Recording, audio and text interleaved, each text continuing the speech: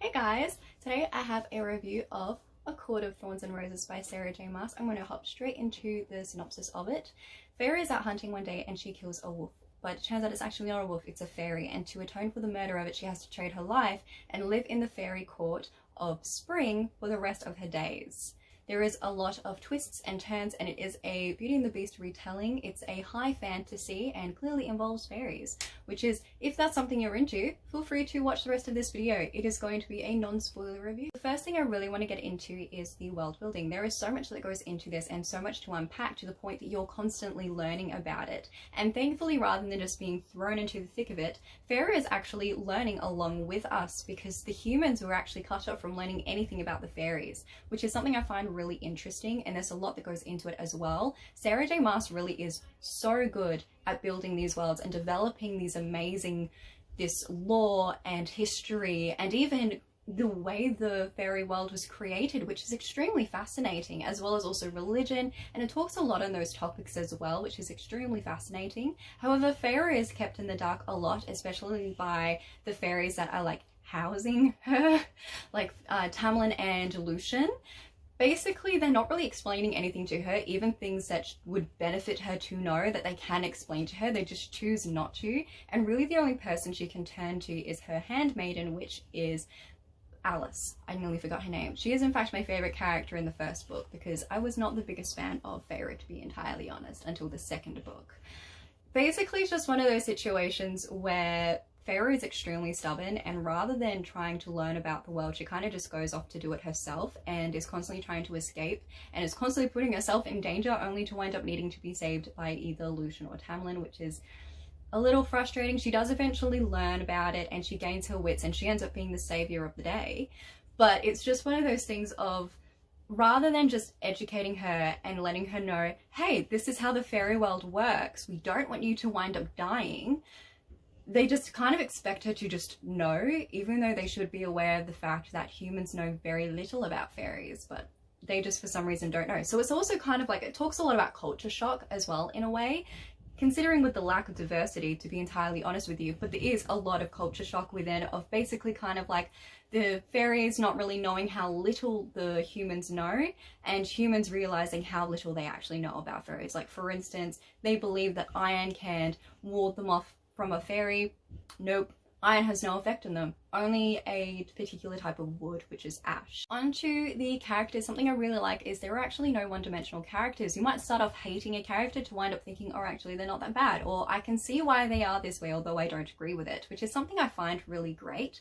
There are some issues with Fairy. Again, she's extremely stubborn and doesn't really think before she does something, but then again, she actually does eventually get her wits about her. She panics a lot, which is very believable, rather than going very straight to cool-minded, I can do this 100%, which I really like. But again, she just kind of throws herself into situations and doesn't really think of, first of, how is she going to get out of it, and second of, what is her reason for getting into it? Like, what is she going to tell people? Why am I here and what am I doing this for? Because she can't exactly tell Tamlin why she's doing things.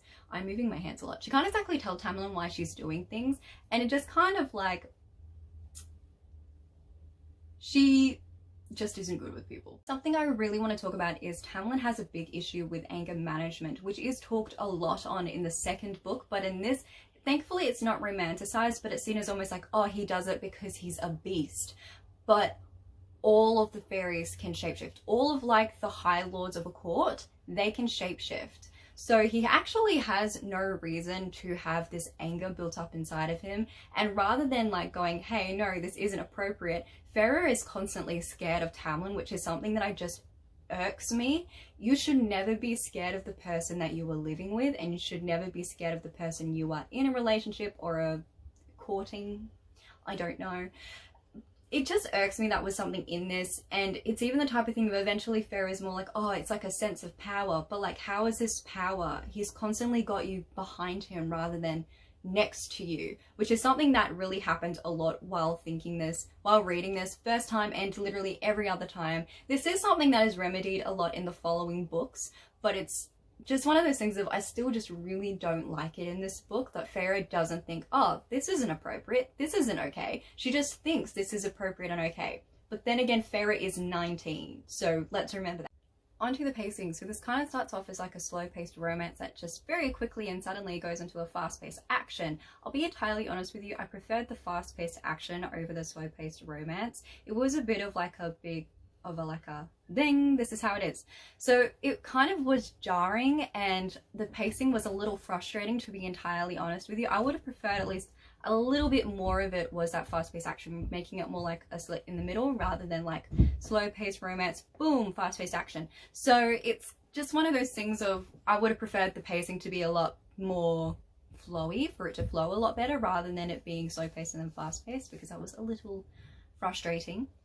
And my last point is honestly the lack of diversity. This is something that really does frustrate me with a lot of Sarah J Maas's books. It's just one of those things of, how can you make this world and an abundance of characters and these beautiful like courts, which are kind of like countries, and have every character be white? It just doesn't make any sense to me. I really hope this is fixed with the Hulu series that will be coming out, because it just,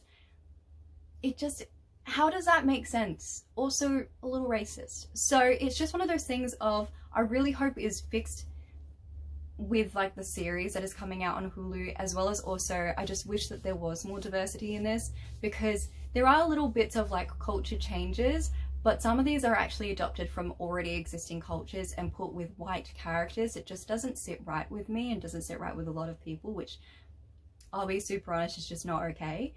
Besides that, that is all my thoughts on A Court of Thorns and Roses. I hope you liked my review. I'm so sorry about the whole jumping around and the light changing and all that type of stuff, but I hope you enjoyed it nonetheless. If you have read A Court of Thorns and Roses, if you liked it or didn't like it, feel free to leave your thoughts down below, because I'm more than happy to hear them.